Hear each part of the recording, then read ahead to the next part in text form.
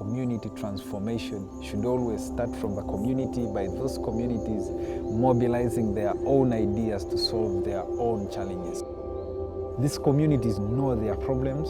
They also have the solutions for them. So I strongly believe that communities should be mobilized by themselves, should be led by the people who have lived those challenges. Like for me, I have lived the challenges of iniquities in this community. So I know all the corners of iniquities in my community. Okay, so this is my home. I'm Charles Obore.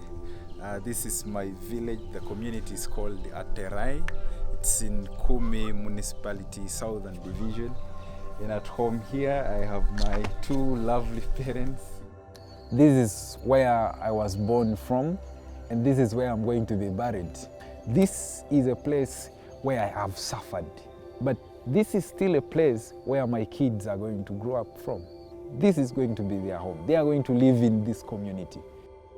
Which means if I am to prepare a better future for my children, for my grandchildren, then I have to change the kind of challenges that happen in this community. And that is the signpost to the school where I started from. I have known this community for most of my life. The biggest number of friends that I have are from this community. These are the people who grew up with me, played up with me. So I don't have the capacity to help them, give them money or whatsoever. But I think I have the capacity of mobilizing them to come together to solve the challenges of the community. The idea of the work that I do with the community, the kind of mobilizing children and kids, really started from this small house. So this room is where I had my first gathering with my kids.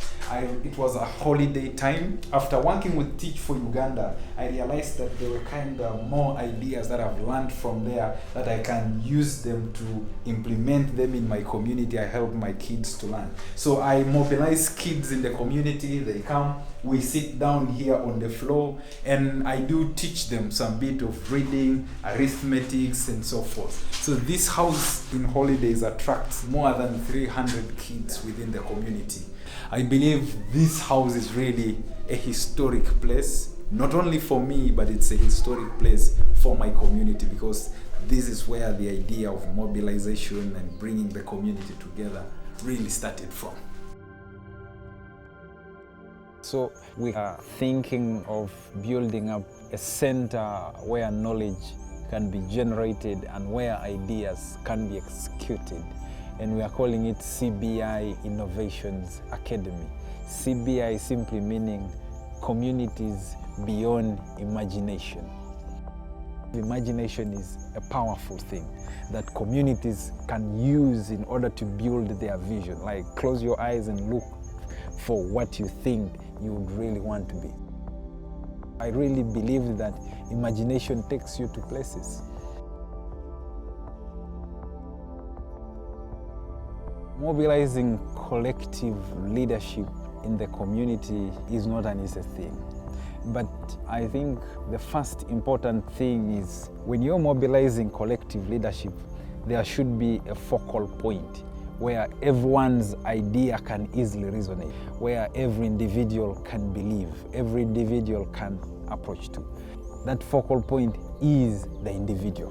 What values do you as an individual hold? For these people to trust you, for them to believe in you, then your personal discipline must be rated high in the community. How do you act in the community? How do you relate with the people in the community?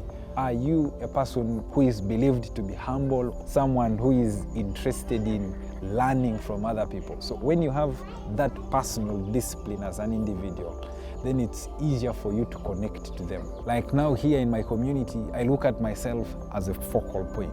It happened to me even if I did not know that it was a strategy.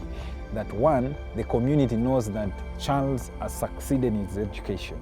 So when I speak of issues of education, everyone has the ability to believe that yes, for him he succeeded, which means what he's telling us can possibly work for anybody. They know who I am. They know all my personal story. They know where I started from and where I am right now. We have walked through that journey together. They know me. Even me, I know them, which means there is a mutual connection.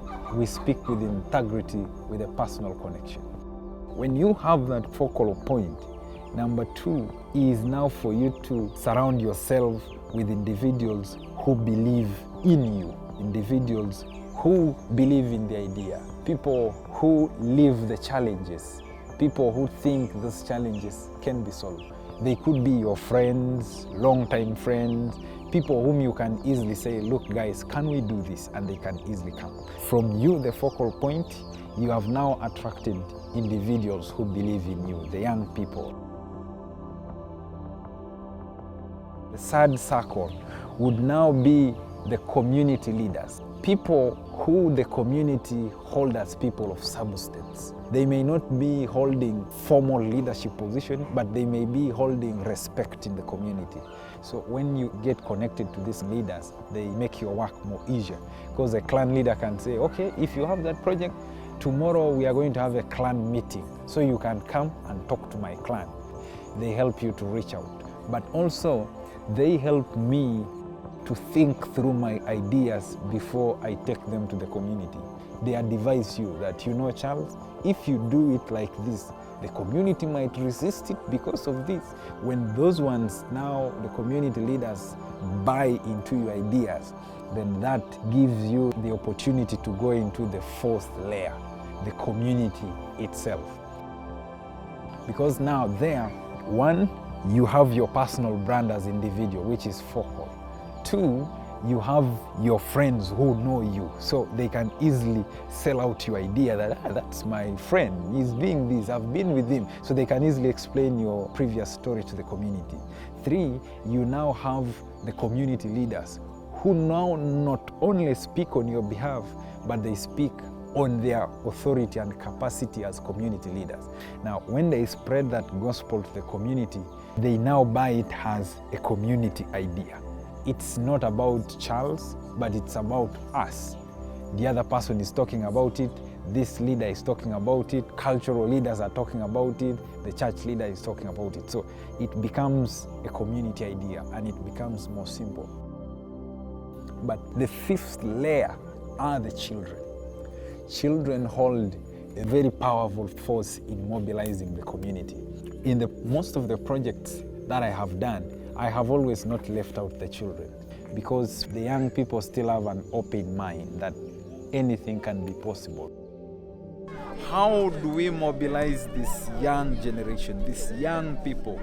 How do we mobilize them to be critical thinkers, like leaders who know that they have a stake to develop this community? So I believe collective mobilization of community leadership needs to have consistent steps it takes in order to bring everyone. When I look at the team of people that I work with, they are from this community. And also my approach is, I am not the solution, we are the solution. Which means all the activities that I do, I give them the liberty to do those things by themselves. I start by being in front, but at a certain point, you need to push yourself a little aside and let these people be in charge of the activities. And that really helps them to build their potential, to build their understanding of how the structures of the program in leadership works. I try to build leadership positions that every person will always come and take over. I don't make everything rotate around me, but I always make things rotate around people. The truth is, as an individual, you cannot solve the challenges alone. You cannot have all the ideas, but the power collaboration brings in is really a powerful thing. One, you easily get ideas from people, same people who want to see change in a community. So when you connect with such individuals, you share knowledge, you share experiences, you share even personal stories. Like some of them, I do call them, come and help me facilitate this session in the community. So that collaborating with people really creates power. So she's simply saying that this is an improved type of passion fruit that really produces well. So this is the demonstration farm where we sit together as young people, try out ideas on which kind of agricultural technologies can work in the community. And after seeing that they have worked out smoothly, we then sell out the idea to the outside community for them also to implement.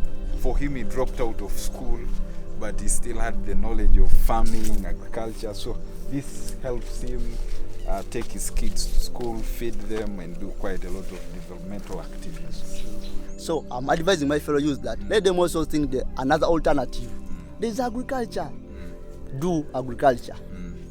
We can actually get rid of poverty. And also, if I am doing a project that is connected to another person who is doing another project, when we bring up those projects to look connected, the community now sees power. And that connectivity makes you to touch every corner of the community. Because I may be doing a project here, another one is doing a project there, this one is doing a project there. When you connect those dots, you're engulfing the entire community. It's really a sentimental attachment between me and my community. And I believe that communities are really the most powerful instrument of transformation of a country.